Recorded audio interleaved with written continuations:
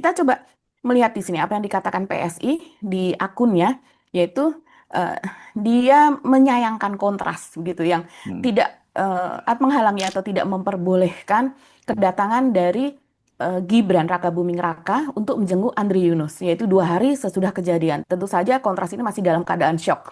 Orang tua Andri Yunus masih dalam keadaan syok dan kemudian nyawanya ketika itu kesehatannya belum stabil seperti Hmm. sekarang karena hampir 24% itu terbakar. Sehingga tidak boleh orang menjenguk begitu ya, menjenguk untuk bertatap muka, masuk apa dan Hmm. sebagainya. Niatnya sih tulus mau jenguk korban penyiraman air keras, tapi malah ditolak.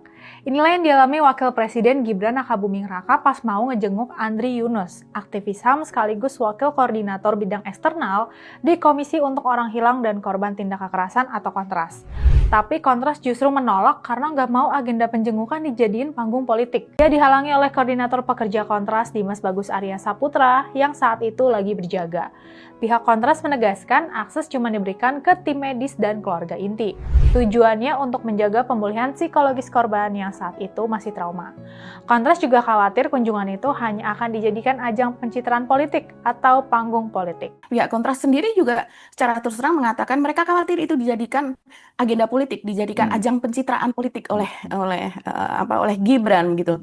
Dan seperti yang kita masih ingat, cara-cara seperti ini kan memang dilakukan oleh Jokowi begitu, yang mendatangi orang yang mencaci maki atau yang mendatangi gini, seperti misalnya gitu yang dicontohkan yang mendatangi Cak Nun ketika itu yang sebelumnya Cak Nun ada unggahan mengatakan soal Fir'aun gitu Hmm. ya, rezim Fir'aun dan sebagainya, dan kemudian dia mencabut pernyataan tersebut tidak lama kemudian sakit dan Jokowi menjenguk ke Rumah Sakit Sarjito kalau tidak salah Hmm. di Jogja.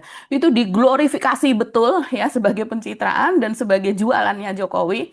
Dan ini rupanya yang kalau saya duga ini tidak mau terjadi seperti itu begitu. Walaupun alasannya Gibran adalah Membawa dia pesan presiden ya. membawa pesan dari Hmm. presiden karena sebelum datang ke sana katanya dia menelpon presiden begitu.